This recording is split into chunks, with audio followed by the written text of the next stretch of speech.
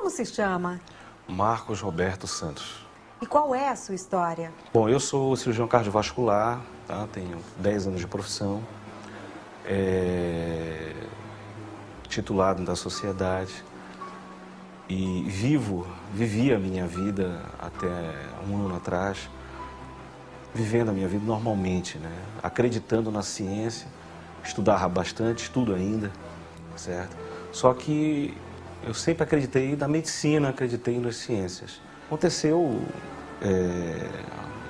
um ano atrás, mais ou menos, a minha esposa, que é da igreja, eu não era da igreja, eu era de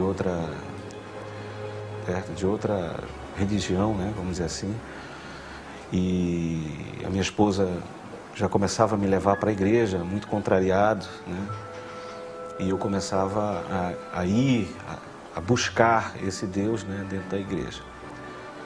E um dia, numa cirurgia, né, uma cirurgia cardiovascular, eu vou tentar explicar ao ponto de as pessoas entenderem o que é uma cirurgia cardiovascular. Cirurgia cardiovascular é quando se opera o coração, né? A gente vai operar o coração. Em determinada patologia, a gente tem que ter acesso ao coração e faz a cirurgia. Só que para operar o coração, a gente tem que parar o coração, certo? E quando para o coração, né, a gente desvia o sangue do coração para um aparelho que a gente chama de circulação extracorpórea, ou pela sigla SEC, né?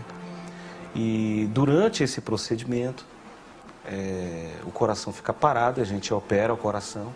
Aí depois que termina a cirurgia, a gente devolve o sangue para o coração, certo? O sangue para o paciente, certo? E o coração volta a bater e pronto. Aí o coração da pessoa assume a circulação e ela está pronta para trabalhar sozinha. E a gente fecha o paciente, UTI, recuperação alta para casa. É assim que funciona, né? Isso em quase 100% das cirurgias cardíacas são assim. Mas houve uma que foi diferente? Sim, houve uma que foi diferente, né? Nesse momento, eu já estava começando a frequentar a igreja, né? Se ouvia falar bastante de Jesus, a operação de milagres, certo? Isso já começava a haver uma espécie de contraponto com o meu ceticismo, a minha crença científica, né? Numa das cirurgias, numa senhora que operou de uma válvula, foi uma troca de válvula e uma revascularização de miocárdio, que era a conhecida ponte de Safena, né? E todos os colegas médicos sabem que essa é uma das cirurgias mais graves da cirurgia cardíaca, que são 2 cirurgias em uma, normalmente é uma cirurgia prolongada, enfim. Essa cirurgia, nós sabíamos da gravidade dela, né? Sabíamos que ia ser mais difícil, era uma senhora que nós íamos operar. E começamos a fazer a cirurgia. Num determinado momento,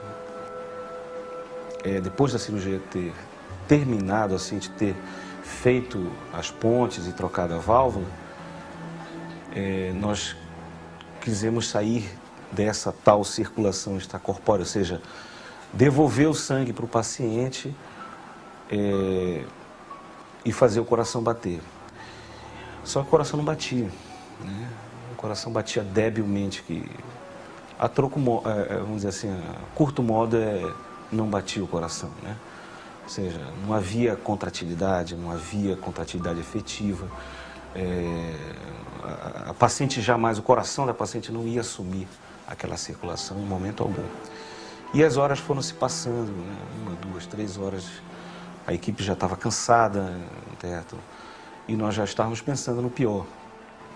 Inclusive, já havia sido ventilado no meio que nós teríamos que desistir e abandonar aquela paciente, porque a cirurgia era complicada e a recuperação dela não iria acontecer. E nós íamos desistir. Nesse momento, eu pensei na vida daquela paciente, eu pensei na família dela, que nós havíamos conversado antes da cirurgia, os filhos, né? As pessoas que ela gosta, né? A vida que ela gostaria de ter dali em diante. Isso foi difícil, assim. Eu comecei a pensar na vida dela, ela poderia ter mais uma chance, eu achava que ela deveria ter mais uma chance. Mas eu tinha certeza que pela medicina ela não iria se recuperar. Já estava com bastante drogas. Drogas são as substâncias que nós colocamos infundindo no sangue, na circulação, para ajudar na contratividade do coração, e estávamos já passando do limite das drogas e não havia contratividade nenhuma e estávamos desistindo já. Foi nesse momento que alguma coisa me disse: fecha os olhos. Aí eu fechei os olhos e pedi. Eu disse assim, foi simples, né? E já ouvi isso alguns pastores dizerem, que orações simples Deus vai ouvir também. E eu fechei os olhos nesse momento e disse assim, no meu ceticismo, né? Senhor, me perdoe, eu sei que eu falhei durante esses anos todos, mas eu não peço por mim. Mas se o Senhor realmente existe, se existe esse Deus que fala na igreja, que nessa hora, agora, não para depois, agora, que é a última chance que essa senhora tem, que a gente vai desistir, nesse exato momento, esse coração volte a bater e essa paciente se recupere, saia daqui e consiga ter uma vida. Porque eu não gostaria que ela não conseguisse sair na mesa de cirurgia. Aí eu fechei os olhos, abri os olhos, né? Quando deu 5 segundos, 5 a 10 segundos, eu olhei pro coração, o coração começou a bater. Assim, começou a bater. Pum, pum, pum, pum, pum. E eu nunca vi um batimento, até hoje, tão efetivo, tão bonito, recuperador. Na mesma hora nós tivemos que tirar todas as drogas, certo? Desliga tudo, porque se o coração não precisa a gente infundir as drogas, vai fazer mal para o coração. Então nós tivemos que tirar as drogas na mesma hora. Nós conseguimos em 2, 3, 4 minutos sair de SEC, certo? Na hora que eu vi aquele coração bater, certo? Algo dentro de mim, um júbilo, eu até tremi as pernas na hora.